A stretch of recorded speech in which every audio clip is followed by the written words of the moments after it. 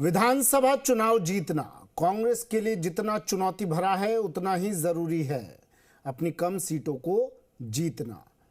कांग्रेस की सबसे कमजोर सीटों में जालोर विधानसभा सीट का नाम सबसे ऊपर। अपनी कमजोर सीटों को जीतना सबसे जरूरी है कांग्रेस के लिए। पिछले 7 विधानसभा चुनाव में से 6 चुनाव हार जाने के कारण जालोर सीट इस बार कांग्रेस के लिए प्रतिष्ठा का सवाल बन गई है। प्रतिष्ठा इसलिए भी कि मुख्यमंत्री अशोक गहलोत के सिपह सलार में शामिल पुखराज पाराशर खुद यहां से हैं। यहां पिछली 2 बार से बीजेपी जीत रही है। ऐसे में कांग्रेस को हार के हैट्रिक का डर भी सता रहा है। ये रिपोर्ट देखिए।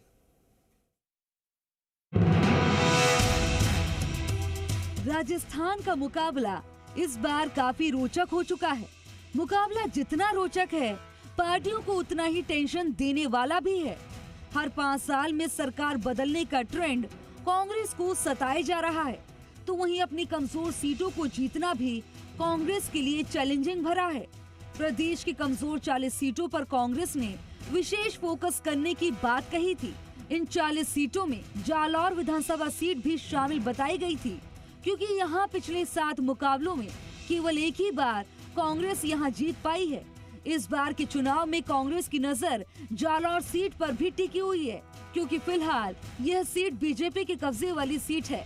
जालौर जिले को बीजेपी का गढ़ भी कहा जाता है।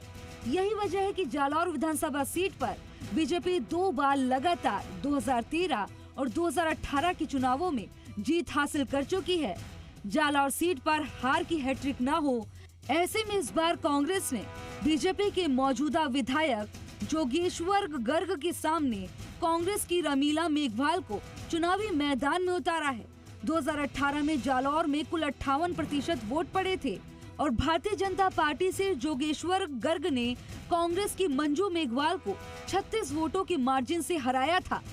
जालौर जिले में 5 विधानसभा सीट थी, लेकिन सांचौर के रूप में नया जिला बनने के बाद अब इसमें 3 विधानसभा क्षेत्र हैं। जालौर विधानसभा क्षेत्र से वर्तमान विधायक जोगेश्वर गर्ग की बात करें तो अब तक 3 बार विधायक बन चुके हैं। 2018 में मिली जीत उनकी तीसरी जीत थी, जबकि सीट पर बीजेपी की लगातार दूसरी जीत थी। इससे पहले बीजेपी की अमृता मेघवाल विधायक रही। कांग्रेस के लिए जालौर सीट हमेशा से परेशानी का कारण रही। 33 साल के इतिहास में कांग्रेस प्रत्याशी रामलाल मेघवाल जीत दर्ज कर पाए थे। भाजपा के प्रत्याशी के रूप में उस समय मैदान में बीजेपी से वर्तमान विधायक जोगेश्वर गर्ग ही थे। इससे पहले कांग्रेस को इस सीट पर अंतिम बार 1985 में जीत हासिल हुई थी, तब मांगी लाल आर्य विधायक चुने गए थे। जालौर विधानसभा क्षेत्र सीट अनुसूचित जाति वर्ग के लिए आरक्षित सीट है। संभवतः जिला मुख्यालय SC आरक्षित एकमात्र सीट है। इसके बावजूद यहाँ कांग्रेस बेहद कमजोर हो चुकी है। इतनी कमजोर कि 1985 के बाद हुए 7 विधानसभा चुनावों में केवल एक बार ही जालौर सीट पर कांग्रेस जीत हासिल कर पाई।